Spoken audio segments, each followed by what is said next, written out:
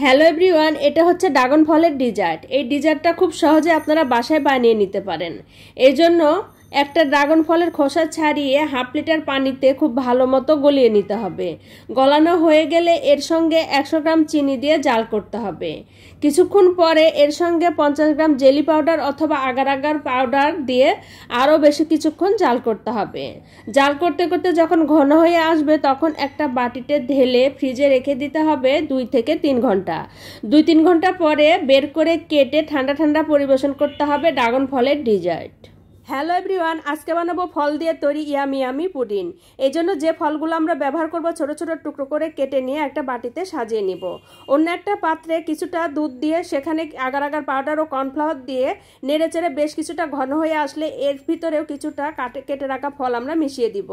এ পর্যায়ে যখন ঘন হয়ে আসবে এই মিশ্রণটা আগে থেকে সাজিয়ে রাখা ফলের ভিতরে ঢেলে দিয়ে ফ্রিজে রেখে দেব 2 থেকে 3 ঘন্টা। 2-3 ঘন্টা পরে বের করে পরিবেশন করতে হবে ফলের তৈরি ইয়ামি ইয়ামি পুডিং। এই পুডিংটা ছোট বড় সবাই খুব পছন্দ করে।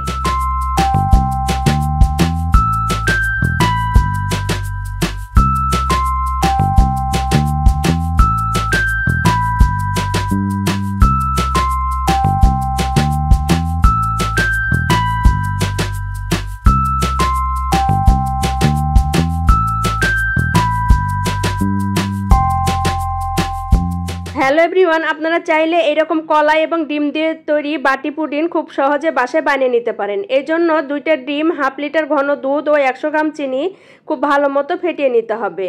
ফেটানো হয়ে গেলে এটা সাইডে রেখে দিতে হবে। বড় বড় কয়েকটা কলা নিয়ে ছোট ছোট টুকরো করে কেটে নিতে হবে। যে বাটিতে পুডিং বানানো হবে সেই কলার টুকরাগুলো বাটিতে খুব ভালো মতো সাজিয়ে দিয়ে উপর দিয়ে ফেটানো ডিমের মিশ্রণটা ঢেলে দিয়ে উপর দিয়ে কিছুটা ড্রাই ফ্রুটস ছড়িয়ে দিতে হবে। এবার এয়ার ফ্রায়ারে 10 থেকে 15 মিনিট ব্রেক করলেই তৈরি হয়ে যাবে কলা এবং ডিমের তৈরি ইয়ামি ইয়ামি পুডিং।